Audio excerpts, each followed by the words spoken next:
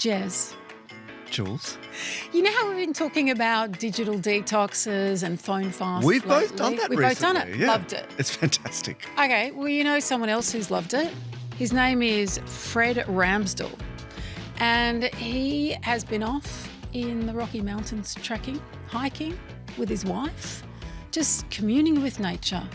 Wonderful time. The only problem is he's won a Nobel Prize. And didn't know it. They couldn't reach him. And then suddenly, I think they had to stop and fix something with the car, and his wife checks the phone and is like, hang on a minute. Well, she started screaming, didn't she? He thought she'd seen a bear. Because they're in bear country in Montana in the northwestern United States. You know what's lovely is that he just was really surprised and delighted. Yeah. Unlike some other people, Jez, who are probably anxious about it, and others, particularly one who we know, will be waiting by the phone. Donald Trump. Donald Trump. In hot pursuit of a Nobel Peace Prize. Exactly. And of course, Jez, we're recording before the announcement has been made. That's right. But we still want to talk about the merits of Donald Trump's case. What else I want to talk about is the fact that the most powerful Anglican in the world, for the first time in history, is a woman. And if you read some of the critique, it could be the end of the universe. End of the world. Yeah. She's a feminist. She's pro-gay. People have used words like sorrow, sadness, and grief. But this is very interesting in the context of not just the faith, but people who live outside the faith as well, and the influence that this appointment carries. Exactly. The impact is potentially really huge.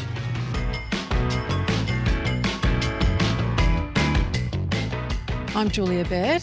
And I'm Jeremy Fernandez. We're in Sydney on Gadigal land, and this is Not Stupid, where we talk about the news of the week and the stuff that's going up and down your feeds, tickling your fancy. Oh, I love that phrase, tickling your fancy.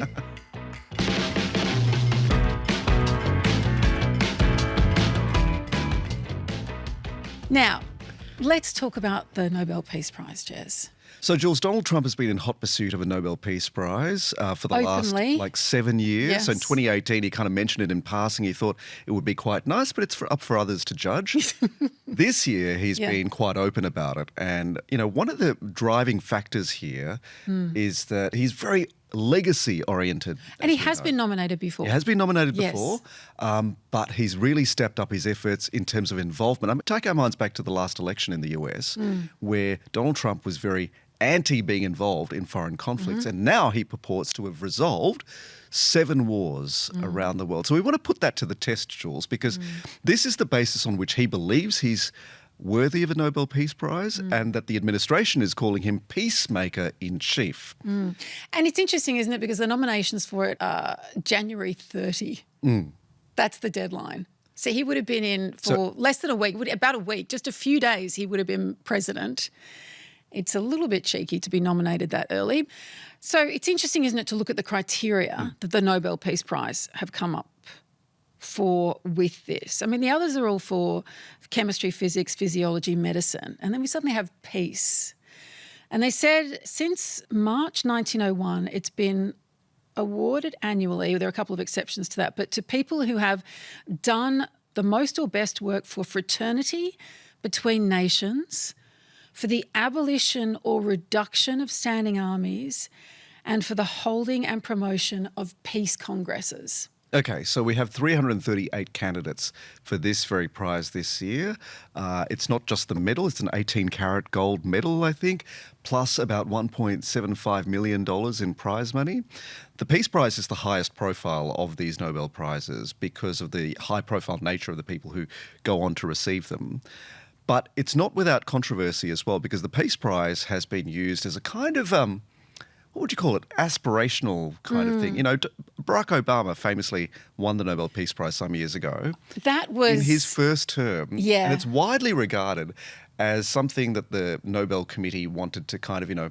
Encourage him to go on to do things. But yet I think that is pretty generally considered that it was too early. Yep. And kind of... And, you know, that's led Trump to say, if I was Obama, they would have given it to me a long time ago. It seemed like it was if not partisan, then it was certainly just favouring Barack Obama as an individual. But we should also say that it's gone to, Malala, it's gone to Mother Teresa, more controversial people like Henry Kissinger. It's not all simple recipients, right? There's often quite a lot of controversy. And so, speaking of controversy, who's nominated Trump for the prize this year? We've got Hun Manet, who is basically a dictator in Cambodia. Always good to have dictators on your side. On your side. Yeah. We've got peace. the government of Pakistan has nominated him for his role, Donald Trump's role in ending that brief conflict with India earlier this year. There's Benjamin Netanyahu as well, who is very much in favour of Trump's role in mediating peace in the Middle East. It has to be said that Trump has put forward a peace plan that's been, a lot of people are leaning on it for hope to end the conflict in the Middle East. We spoke about it last week, 20 We spoke about it last points. week, but there is a lot that's unresolved in this conflict. But you can see that Trump is really stepping out in the world, inserting himself into conflicts and using trade as a negotiating tool. So let's talk about the kind of, he purports to have resolved 7 wars. Okay, Jez, if I'm on the Nobel Peace Prize committee and you're trying to put the case to me that Donald Trump deserves this prize, what would you argue? Okay, let's take my point of view out of it. Trump has... what is the case, though? So what is the case? Is there a case? There is a case. Yes. There is a case for Donald Trump to be awarded this Peace Prize on the basis that others who haven't quite resolved conflicts but have been given the prize as a matter of aspiration, as a matter of encouragement, which Trump sees himself What as do you worthy think of. about that idea, though? Because then if you don't pull it off, then okay. Well, it undermines who his doesn't have credibility, doesn't it? aspirations Yeah. for world peace? Literally every contestant in Miss Universe, for starters. True. Yeah, exactly right. Okay. So Israel-Gaza, let's start there because this is one of the most, one of the biggest agreements that Donald Trump has helped broker with the assistance of other countries such as Egypt and Qatar and a host of others as well around the world, right? But Pakistan, Indonesia are on board with this peace plan that Donald Trump has helped draft for Gaza, including Benjamin Netanyahu. Now, who wasn't part... We spoke about this on the show last week. Yep. Who wasn't part of that drafting of the peace plan? Actual Palestinian people themselves, right? So this... And Hamas as still a not conflict- agreed. Yeah. Yeah. As a conflict, this remains unresolved. Let's talk about Israel and Iran. Now, the US did earlier this year support the Israeli campaign by attacking those Iranian nuclear sites. And that is widely regarded to have put an immediate end to the escalation in the conflict. What we don't know is the extent to which the US damaged those Iranian nuclear sites and the extent to which the Iranians have started rebuilding. So that, Right. unresolved. Russia-Ukraine, Yes. still obviously And he said unresolved. how quickly he could resolve that once Yeah. he became president. It's one of his And primary Yep. Now he's pieces disappointed with of policy. Putin, and Yeah. a lot of people are. Pakistan, India. There were 4 days of strikes earlier this year. Yep. These two countries famously have been in deep conflict for many, many years. There was an outbreak of conflict at the border for 4 days. Trump swung in and said enough. And the government of Pakistan is one of the nominees for Trump receiving the Peace Prize. Does this mean the conflict between India and Pakistan is resolved permanently? No, of course not. But he did put a stop, the immediate stop to the conflict earlier this year, the 4 days of strikes, de-escalated. So he has had a role in that. Same thing with the conflict on the Thai-Cambodia border. These are two countries that have been in conflict with each other, both heavily reliant on US trade. So Trump used that and said, put an end to the conflict and we can resume trade and more normal relations. So certainly Cambodia, supportive of Trump's intervention that doesn't put necessarily an end, a permanent end to the conflict and tension between the two countries, right? So I mean, it really feels like there's this haste to all of this, isn't it? yeah, And I've solved this, I've solved this, I've solved that. Okay, let's just see how this pans out. exactly. And okay, if So it's the same if in- it's a reward, Yeah. I mean, if you could broker peace in the Middle East that would endure, and a And we are ceasefire that hoping would he succeeds. endure, We are and hoping it we're really succeeds, yeah. hoping he succeeds. However, then we need at least a year or two to see if that were to be the case. Well, given that these conflicts have run for decades, it's the same with Serbia and Kosovo. It's the same with the Democratic Republic of Congo and Rwanda. Yes. The ceasefire might hold for a little while, but does it resolve a long-term conflict? No, it doesn't. Does it mean that Trump has had no role in helping calm things down in the short term? Absolutely not. Of course he has. It's fascinating though, isn't it? As an incentive, like it's great to have that as an incentive. Yeah. That you would be responsible for peace. Like you want people to aspire to it. And it's interesting watching some commentators and indeed some diplomats and members of government to almost hold that as a carrot for him. Yeah. I mean, what's the argument against Jez, aside from it's too early? I mean, he is a president who changed the Department of Defense to the Department of War. There have been a lot of people who believe that he has kind of fomented conflict from January 6 onwards. He's not like a Mahatma Gandhi figure, shall we say. And by the way, Gandhi never got the Nobel Peace Prize, and that's something that they've always regretted. And after he died in 1948, there was no one awarded the prize that year. It was a very pointed way of acknowledging that. There are a lot of people who actually don't get acknowledged. Eleanor Roosevelt was another one, drafting the UN Declaration of Human Rights and so on. It's kind of got a fascinating and checkered history, doesn't it? So I want to quote a few people here who have been critics of Donald Trump and against this idea of Donald Trump receiving the Nobel Peace Prize. One of them is Sidney Blumenthal, former senior advisor to Bill and Hillary Clinton. He says, within mere months since resuming office, Trump has become a harbinger across the globe of war, famine, disease and death. Jasmine Kim Westendorf from the University of Melbourne says the president's fueled escalating insecurity, violent conflict and human rights violations globally and actively undermined international cooperation for peace. Nina Greger, director of the Peace Research Institute in Oslo, says Trump has withdrawn the US from the World Health Organization and from the Paris Accord on climate. He's initiated a trade war on old friends and allies. So this is not in keeping with the principles that the Nobel Committee sets out to award the Peace Prize. So there is some tension here between, whether he deserves the encouragement, whether he deserves credit for the ceasefires that he has managed to help broker, however impermanent they might be. You wouldn't call them peace, like progresses, like there was processes. Yeah. It's more been quick negotiations and threats about tariffs. But if that's effective, that's effective. I mean, a lot of people saying that maybe the Nobel Peace Prize isn't as relevant anymore. But actually, the fact that we're talking about it, I think it makes us so. And there is a real urgency to it this year, given the conflicts that we're looking at. I mean, last year, wasn't it awarded to the group in Japan who have been looking at the consequences of nuclear war and gathering testimonies from people that to try to ensure that it won't happen again. So it's also been awarded to organisations from United Nations and otherwise, and a lot of the labour of otherwise unrecognised people to remind us of what war is like, the ugliness, the often lack of necessity, the strategic poor thought, like a whole bunch of things, and the brutality. There's a lot of, in fact, more women have been awarded a Nobel Peace Prize than other Nobel Prizes. And a lot of it's about looking at what happens to women in war. And I think all that work is really, really important. Although, having said that, only 19 women have been awarded the Nobel Peace Prize compared to 92 men. There's still a substantial discrepancy. And it does tend to go towards blokes in Western countries.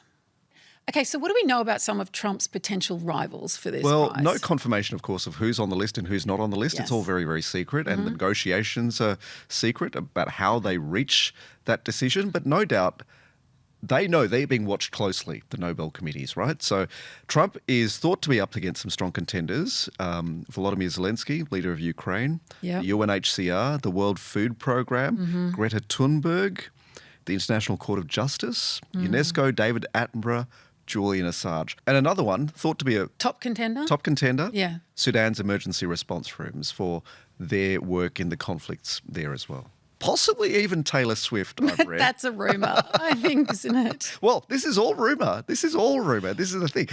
But look, if we're considering Donald Trump part of this list, Well, maybe not after the most recent album. That's getting widely panned. That's a whole other story.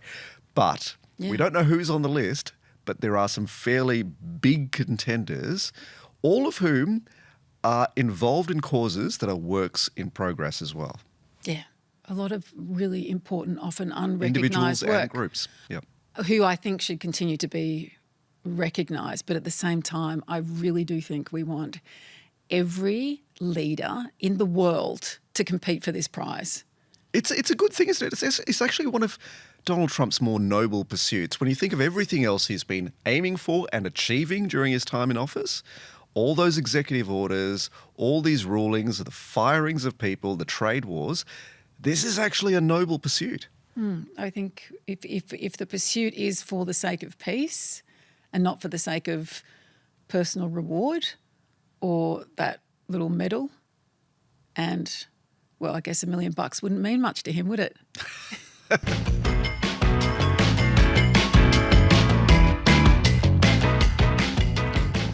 Jules, there was another story this week. When it popped up, I immediately thought of you and I thought we have to talk about it on this show. Yeah. It was the groundbreaking appointment of a woman as the Archbishop of Canterbury, the leader of the faith in England. Not just in England, Sorry, of the whole world. Whole communion, Yeah. about 85 million Anglicans, including Episcopalians in the US and so on. But I was surprised and not surprised to see the reaction to it, because the way some people have been talking about it is that it's a radical departure from the principles of the faith. Yeah. That's right. And some people are saying it's very disappointing and she's completely unorthodox and this will lead to the, if not destruction, then the further, diminishing of the church and, Can I put my hand up, though? I've never Please. heard of her before. Yeah, that's not unusual. So who is she? So she is a former cancer nurse. She worked for decades as a cancer nurse. And then she went on to become a director of nursing. I kind of love that is her background, that someone who has worked with people who are very vulnerable, worked with people in real need. Like, as you know, I've got a real fondness for nurses, but someone that will sit by in a company and try to take away a person's pain, like it's just a very direct and kind of beautiful way of caring. It's also consistent with principles of the faith or certain interpretations of principles of the faith about being service-oriented. We've talked about this on the show before. That's right. That there are some in the faith, in lots of faiths, who think of the exercise of faith being service-oriented. This is in Scripture, across religions. Yep. And this is a very direct appointment of someone who exercises a life of service. She said that the washing of feet has shaped her Christian vocation as a nurse, then a priest, then a bishop. And she says, in the apparent chaos which surrounds us in the midst of such profound global uncertainty, the possibility of healing lies in acts of kindness and love. So that's where she came from. She went on to then become a bishop before being made the Archbishop of Canterbury. And of course, the man who was the previous Archbishop of Canterbury, Jules Welby, was considered to have not dealt with cases of sexual abuse in the correct way. He's been moved along. Some people do see that she's actually just continuity from him, that she won't necessarily break with it and make a radical change when it comes to that. Some see her as a safe candidate. But, Justin Welby also had said that Donald Trump was a fascist. And I think when we look at the interpretations of the response to her, I saw a lot of the clergy in the UK coming out and saying, we're watching all these, they call them theo bros, theological Yeah, right. bros. I've never heard the term, but I know exactly what you mean. The nationalists who are kind of very assertive and look down on compassion, and empathy is a bad thing and it's about conquering and it's about controlling and it's about being powerful and like making your way into politics and so on, that they see this as a direct counter to that. A woman who has cared for people and who has washed feet. I've seen other people say, oh, she's not enough of a scholar and she's not enough of a preacher and she's not enough of a... Honestly, man is what many are saying. A lot of people draw that link between this sort of outlook and weakness. I mean, would you define her as too compassionate to be seen as a strong leader and I find defender that of the question faith? so upsetting. Because you've got to be compassionate to be a strong leader. Yeah. No, and I the fact agree with that we've you. reached the point. I agree that- with you, but I mean, look at what we're seeing in the United States Yeah, but that's now, why I right? think it's great. Expressions but of Pope strength. Francis was also a washer of feet. And think of the profound impact that he had on a lot of people. Now, we've had female priests in the UK since 1994. We had them in Australia, by the way, since 1992, but each individual diocese was allowed to make up their own minds. And the biggest one, Sydney, the biggest and the wealthiest and so on, has still not ordaining women. What are the experiences of those women of being inside that leadership structure of the church? I think it's very difficult because I still think there's people around who don't respect their authority, who don't respect their vocation. His work becomes a sticking point. And this is what happened in 2014 in the UK, is when you make a woman a bishop. Now, I once had a male priest explain to me that the problem with having women bishops is that they make other people priests, right? So that what you're doing is creating an invalid male priest. So in a way, it kind of poisons or toxifies the system. Do you see what I mean? If you have women as bishops, then they are doing things which they don't consider valid. So you've got all these invalid men and women. So that's what he explained to me is the problem with it once you have women in a position of that kind of authority. Now, of course, there's a biblical injunction here that some people say should be taken literally, which is not allowing a woman to have authority over a man, not allowing a woman to preach and teach in church. Others will say that was very much reflective of the time. But it remains a live issue. The other thing with Sarah Mullally is that she's a feminist. She's also spoken about being somewhere on a spectrum with pro-choice to being more pro-choice for other people, allowing other people to make that decision for themselves. Does that potentially unite the faith, or does it cause a rupture when there is such a shift in the outlook of the leader? Does that potentially alienate part of the existing congregation? Well, I think it was 2012 when she said that. I think the biggest issues for her really are simply being female. And you can see in some of the responses to it that's really been looked at as offensive. But the other thing is her position on sexuality, and she's seen as being pro-gay. Now, as a bishop, she was Bishop of London. That was her most recent position. She was chairwoman of a working group that debated same-sex marriage, and she presented principles under which priests could bless same-sex couples even if the church stopped short of formally recognising their unions. And that is the biggest sticking point. She said that the eventual decision to finally allow priests to bless same-sex couples in 2023 was a moment of hope. Oh, by the way, the first female archbishop has just been appointed in Wales, and she is a lesbian. Right. Yeah. The UK church is very progressive on these things, which isn't to say there aren't some kind of splits and there is some kind of pushback. What they've had is this system of flying bishops. So if you say, I'm not going to deal with this archbishop, I'm different, you'll have someone from even another country come over and validate. Like minister to you or look after you. So for those reasons, we've already had the whole country of Nigeria saying we won't recognise you and we won't work with you. We have had a lot of disappointment from the leaders in Sydney. So this is Mark Thompson. He is the principal of Moore Theological College, and that's their big kind of teaching college here. He said this is the Church of England's continuing its tragic slide into irrelevance. Because of her appointment, they'd hoped for the appointment of an orthodox and faithful guardian, also meaning male, to address the serious decline in England's established church.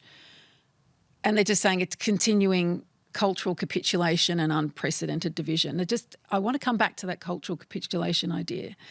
He says, if we leave aside the provocative appointment of a woman, which is disturbing enough in itself to those who hold to complementarian theology, that's about male leadership, her record as a bishop, shows that she's unfit for the reason that we kind of spoke about. So people are talking about working outside these structures and not actually acknowledging the Archbishop of Canterbury. Now, there's a group called the Global Fellowship of Confessing Anglicans, GAVCON, who said this is another painful nail in the coffin of Anglican orthodoxy.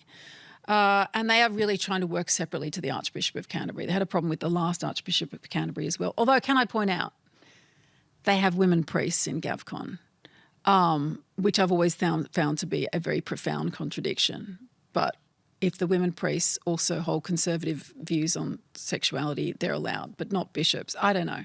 To me, that's a really curious contradiction. So I guess, Jez, the question is here. I'm kind of talking through all the church politics of it. Some people touting it and saying, look, this is really important.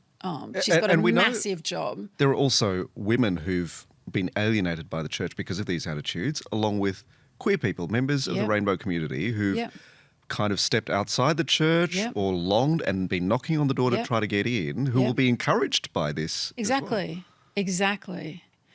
I think the point I would want to make here is that in holding back against women priests, those parts of the church which say we don't want women in leadership and a man should lead the household and a woman should submit to him and da-da-da, they have posited themselves as we're not listening to the world. We're not going to capitulate to culture. We're not just going to do what the world tells us to do. And just the hard stats on the decline of religion, particularly in Western countries, right?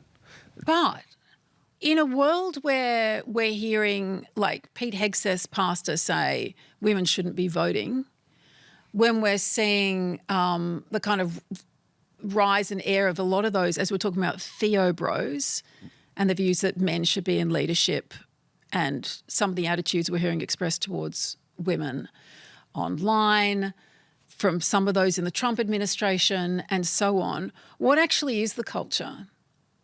Is the most arresting thing now to have a woman who has spent her life caring for other people and being inclusive and not rejecting someone because of who they are or what their sexuality is that actually a really profound thing? At a time when trans kids are battling for their mental health because of the way they've been politicised and victimised and weaponised and just getting basic care. Yeah, medical getting care. Yeah.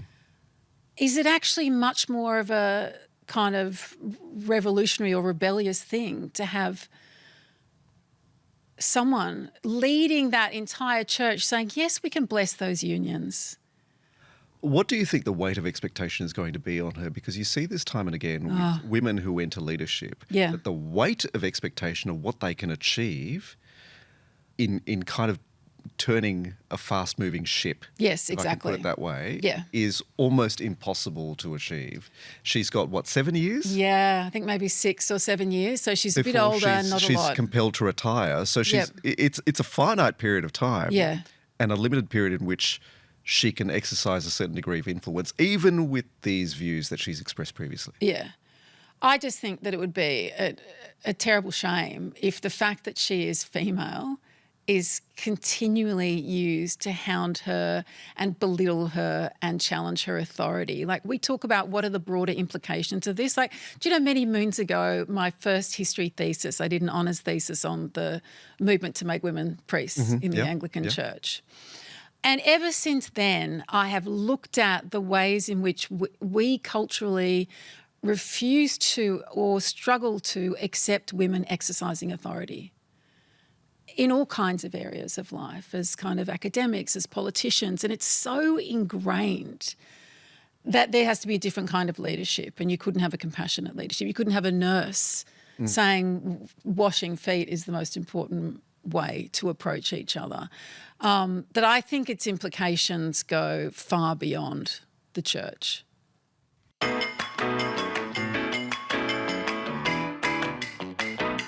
Jez, it's time for Pick of the Week. What have you got for me? Okay. What are the best parts of the show, I have to say? You always look a little bit excited when we get to this point. I don't know what's coming. Okay, so do you know that we were just talking about female bishops and priests? You know, one of the reasons that they used to say women shouldn't become priests was because they would be too distracting to the men up the front. It's such a backhanded... What man is going to admit to that? I mean, really, too like, distracting, just, can't so cope base. with it. And as though women would suddenly open the floodgates because they're such, I don't know, sexual this beings flaming or whatever. desire. Yeah. Flaming desire, which takes me to Peru. Yes. Now, there is a Peruvian bishop who has had 17 lovers exposed by his cleaning lady. Did this happen to Arnold Schwarzenegger? Really It's the same tickled thing, my wasn't it? fancy. It was an Arnold Schwarzenegger plus 16 more. Oh, no, 17 more. Okay. Wow. So what happened was they started to find out about each other and were physically fighting. What? They were all cleaning ladies. The cleaning lady exposed it. I think, right. She's okay. a great and central character in this. No. Can someone please write a screenplay about this because it's so delicious. So one of his lovers, Jez, was a nun. Wow. Yeah. And this nun got really jealous finding out about this other lovers. She found out about a lawyer that he was seeing. So the nun told a third party who then These are all the wrong people to get involved in, have affairs and Nuns deceive, and by the way. Nuns and lawyers. cleaning ladies. And then they got in a fight. There was all this kind of drama. And then, obviously, this is also an abuse of power and turned into an investigative piece. Then out of the wings comes the cleaning lady. And she's seen everything. Oh, dirt. She was talking about women's hair that they'd left in the shower, and she talked about sheets, and she was not having a bar of it and completely not happy. And there's all this weird detail to it, like, because he has been in trouble for a couple of things before, but he was investigated for alleged embezzlement of church funds. There were allegations he removed chairs from a church property to use in a chicken restaurant, which was part of a chain that he had a financial interest in. And the translation for the patas arriba is legs in the air. Where there's smoke, Jules. I think that should be the name of the screenplay. And I love how at the end of this article in the Times, they're like, Pope Leo is well aware of what goes on in the Peruvian church. I love that. Yeah. Thank you. Yeah, you're welcome. That's a great pick. Jez, do you think we should do a little bit of a call out? Have you worked as a cleaner? Have you discovered things that you maybe didn't want to know? Are you a taxi driver who's overheard a conversation? Yeah. Hairdressers. Yeah. I reckon there are certain professions. Have you wanted to intervene? Eyes about, ears about. You can email us at notstupid@abc.net.au with the headline, Legs in the Air. Okay, here's my pick of the week. Uh-huh. So I want to cast your mind back to 2022. There was a case of a Chilean man who was merrily going about his job and was accidentally paid by payroll at his company 330 times his normal salary. Very merrily This is going about his job. Roughly $200,000-$300,000 Australian dollars worth. The company said, "Oh, sorry, we've made an overpayment. We'll need you to give the money back." And he goes, "Oh, yeah." 3 days later, he resigns and disappears. Oh. Disappears, right? Yeah. Fast forward to 2025. He's been found. He's gone through court. The court has ruled it wasn't technically theft. He gets to keep the money. How? Just asking for a friend who might get overpaid at some point. Okay, so he was accused of theft, Yeah. and this charge could have seen him fined and jailed for up to 540 days, right? So a significant amount of time for a significant crime, you would think. Yeah. But a judge in Santiago dismissed the case.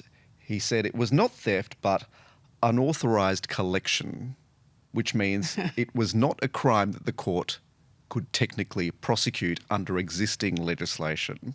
So the guy gets to keep the money. That's epic for him. Gets to keep the money and escape without a conviction. But the company has said they are going to try every other way to get this guy and get their money back because what happened is not right. But there may be a bit of a gap in the law when it comes to accidental overpayments by a company. Have you ever been overpaid before? Yeah. Yeah, so have I. Really annoying. It's really And they're like, annoying. we've got to take it but back. Then I also hate owing people money, right? So I Yeah. kind of will look for ways to kind of send the money back and get it cleared. So this is really interesting, this guy. What's he up to now? I don't know. What's he done with the money? Waiting for an appeal? I don't know. I don't know. Doesn't say. Yeah. I've kind of looked up a few of the articles about. And wait, you know, which jurisdiction was this? This is in Chile, in Santiago. Oh, I see. So if you're going to be overpaid somewhere, Chile is the place to do it. Yeah. Imagine the precedent he's setting now. It's quite extraordinary, isn't it? Yeah, wow. I love it. But I kind of admire look, I don't admire the theft. Sure. And I would call it a theft. Yeah. But I also admire the bravado to just like I'm disappear gone. yourself. I'm out. Thank you very much. And then for my bonus. withstand a court case. Incredible. Shenanigans for our picks this week. So good to see you. Very nice to catch up. Now, our producers. Madeline Jenner and Cinnamon Nippard. Ooh. We couldn't do this show without them. We couldn't. They're amazing. And we love them. We do. And I'm going to see you next week. You bet. Love you, Jules. Love See you ya. too.